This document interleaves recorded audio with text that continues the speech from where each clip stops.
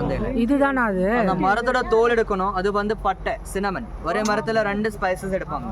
அந்த பிரிஞ்சி இலை இருக்குதுல்ல, அதை பறிச்சுட்டு ஒரு ரூம்ல இல்லைன்னா காட்டன் பேக்ல வச்சுட்டு ஷேட்ல காய வைக்கணும். வெயில காய வச்ச ஃப்ளேவர் வராது அவ்வளோ. அதுக்கு தான் காட்டன் துணியில காய வச்சிருப்பாங்க.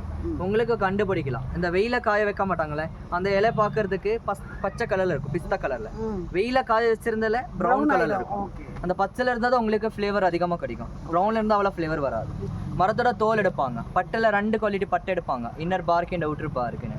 இன்னர் பார்க்கு வந்து மிஷில் எடுத்திருப்பாங்க. அது மிஷில் எடுக்கனால அது சுருள் ஆகிட்டு வருது. அது சுருள் பட்டை. அது எதுக்கு ஃபர்ஸ்ட் குவாலிட்டி சொன்னா, அதில் மெடிசன் அதிகமாக இருக்கும், ஸ்வீட் ஃப்ளேவர் அதிகமாக கொடுக்கும். அதுக்கு தான் சுருள் பட்டைக்கு விலை ஜாஸ்தி. இல்லை இல்லை வேற. அந்த செகண்ட் பட்டை வந்து மரத்தோட தோல், அந்த அவுட்டர் பார்க்கு, அது ஃபங்கஸ் பிடிச்சிருக்கும், லைக் அண்ட் ஃபங்கஸ்.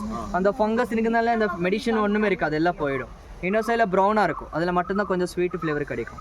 அந்த செகண்ட் பட்டில் மெடிசன் அவ்வளோ இருக்காது பாருங்க, அதுக்கு தான் கம்மி ப்ரைஸில் கிடைக்கும். மரத்தோட பேர் வந்து சினமன் ட்ரீன்னு கூப்பிடுவாங்க. லைஃப்ட வந்து 70 years 70 வருஷம் இருக்கும் மினிமம்.